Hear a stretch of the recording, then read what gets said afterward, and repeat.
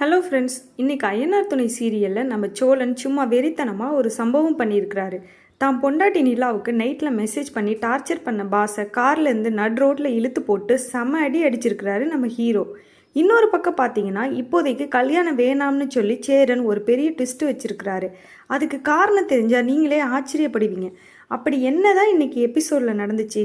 கீழே உள்ள சப்ஸ்கிரைப் தட்டி விட்டு ப்ளே பட்டனை தொட்டு ஃபுல் வீடியோவை பாருங்கள். வாங்க வீடியோக்குள்ளே போய் பார்க்கலாம். Welcome back to our channel. இன்றைக்கி ஐயனார் துணை சீரியலோட எபிசோட் சும்மா அனல் பறந்துச்சுன்னு தான் சொல்லணும். இன்றைக்கி எபிசோட்லேயே 2 முக்கியமான விஷயங்கள் நடந்திருக்கு. ஒன்று எமோஷ்னல், இன்னொன்று ஆக்ஷன்.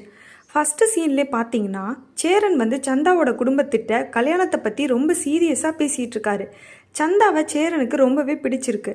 ஆனால் இப்போதைக்கு கல்யாணம் பண்ணி சந்தாவை எங்கள் வீட்டுக்கு கூட்டிகிட்டு போகிற நிலைமையில் நான் இல்லை அப்படின்னு ஒரு குண்டு தூக்கி போடுறாரு. ஏண்டா இப்படி சொல்கிறாருன்னு பார்த்தா அதுக்கு பின்னாடி ஒரு குடும்ப பாசமே இருக்குது ஃப்ரெண்ட்ஸ். உங்களுக்கு தெரியும், பாண்டியும் வானதியும் லவ் பண்ணுறாங்க. ஆனால் வானதி வீட்டில் அவங்களுக்கு சீக்கிரம் கல்யாணம் பண்ணணும்னு அவசரப்படுத்துகிறாங்க. ஆனால் நம்ம பாண்டியோ வீட்டில் அண்ணனுக்கு கல்யாணம் ஆகாமல் நான் எப்படி கல்யாணம் பண்ணிக்கிறது அப்படின்னு சொல்லி அந்த கல்யாணத்தையே நிறுத்திட்டாரு.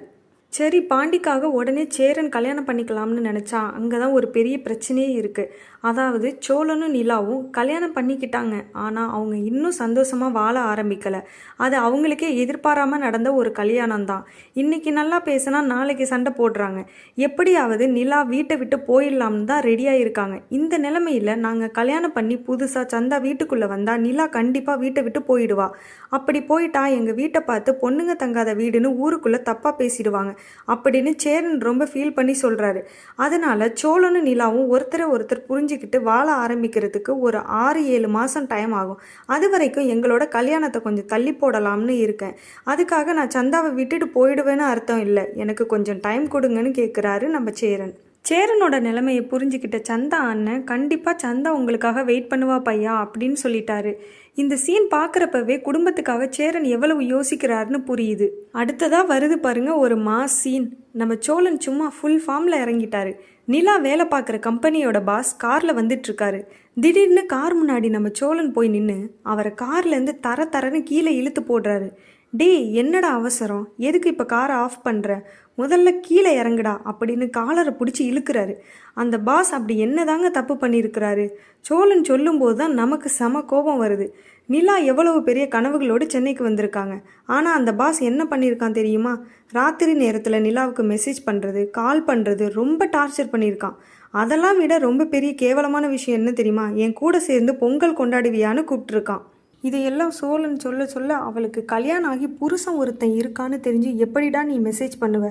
உன்னோட டார்ச்சர் தாங்க முடியாமல் அவள் எவ்வளோ அழுதுருக்கா தெரியுமா அப்படின்னு கேட்டு பொழந்து கட்டுறாரு நம்ம சோழன். அந்த பாஸுக்கு அடி வாங்கி மூக்கில் ரத்தம் வருது. அதை பார்த்து சோழன் சொல்கிறாரு பாருங்க ஒரு மாஸ் டயலாக்கு.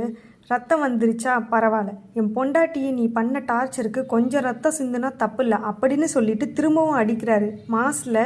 முன்னாடி எல்லாம் நிலா மறுபடியும் ஆஃபீஸ் போகணும்னு சோழன் அமைதியாக இருந்தார். ஆனால் இப்போ உன்னால் என்ன பண்ண முடியுமோ பண்ணிக்கோ. போலீஸ் போவியோ இல்லை ஆளை வச்சு அடிப்பியோ, எது பண்ணாலும் உனக்கு தான் திரும்ப அடிவிலும் அப்படின்னு ஓப்பனாக வார்னிங் கொடுக்குறாரு. அவளை நானே கஷ்டப்படுத்தக்கூடாதுன்னு பார்த்து பேசுவேன். நீ அவளை அழ வச்சிருக்க. இனிமே அவள் வாழ்க்கையில் நீ வந்து பாரு, அன்னைக்கு தான் உனக்கு கடைசி நாள்னு சொல்லிட்டு கெத்தா கிளம்புறாரு நம்ம சோழன்.